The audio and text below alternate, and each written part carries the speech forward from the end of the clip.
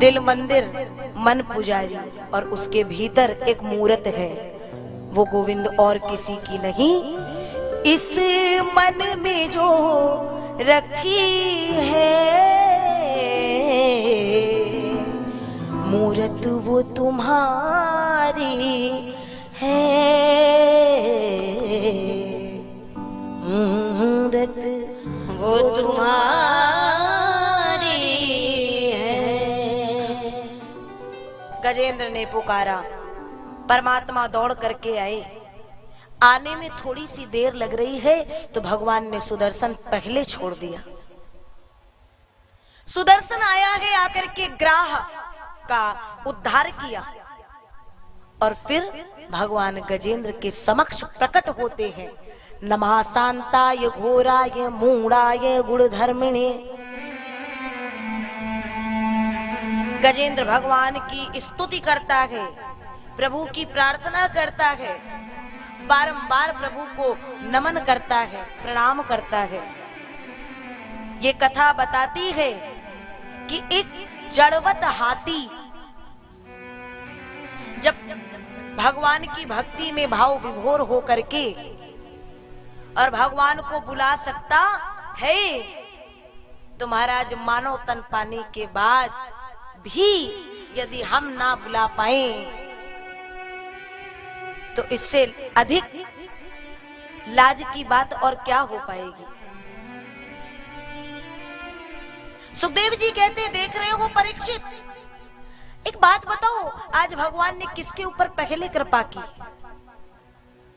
गजेंद्र के ऊपर या ग्राह के ऊपर? ग्राह पर। क्यों? क्योंकि भगवान जिसे मारते हैं उसका संहार नहीं अपितु उसी पल उसका उद्धार कर देते हैं। आज सुखदेव जी ने एक बात और सुंदर कही कि भगवान ने ग्राह का उद्धार क्यों किया पहले? क्योंकि ग्राह ने चरण पकड़ रखे हैं। किसके चरण? गजेंद्र के। और गजेंद्र पुकार रहा है भगवान को। तुम्हें सीधे कभी भगवान मिलने वाले नहीं है।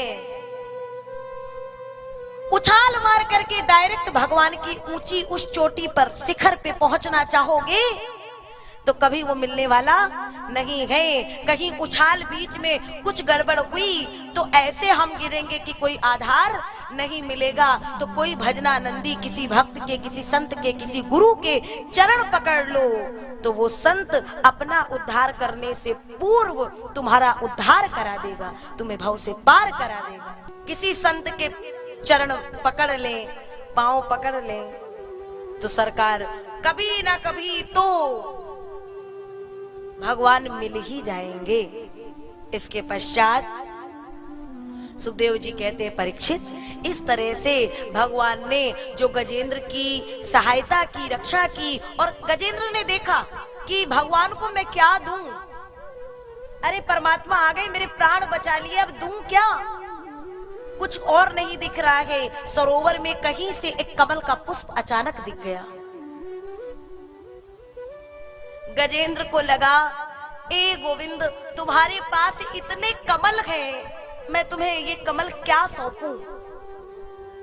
क्योंकि भगवान के पास तो ऊपर से लेके नीचे तक मुख कमल, नेत्र कमल, ये कर कमल, चरण कमल, अरे तुम कमलों की खान हो, क्या दे?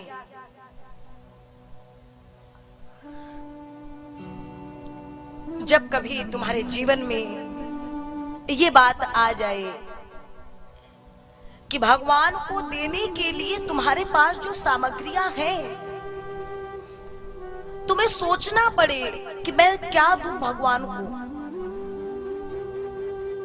उस समय समझना कि आज अगले पल तुमको एहसास होगा कि तुम्हारी भक्ति सार्थक हुई।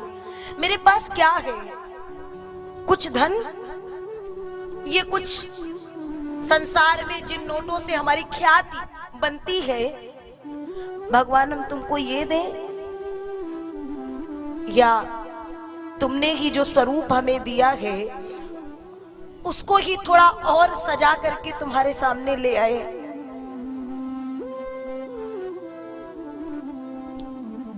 दे तो दे क्या गोविंद, हमारे पास जितना है सब तुम्हारा है, वो कुछ है ही नहीं हमारे पास वो जो तुमको दे पाए। फिर भी अपने इन भावों के ये सुमन, ये पुष्प गूंथ करके और एक माला कभी भाव से तुम्हें दें तो हमारे उन भावों को स्वीकार कर लेना गोविंद। हम नहीं है उस योग्य जो तुम्हें और कुछ दे पाए। तरीका अब निराला अपनी सेवा का उन्हें दिखाएंगे, युगल सरकार की तस्वीर अपनी आंखों में खिंचाएंगे।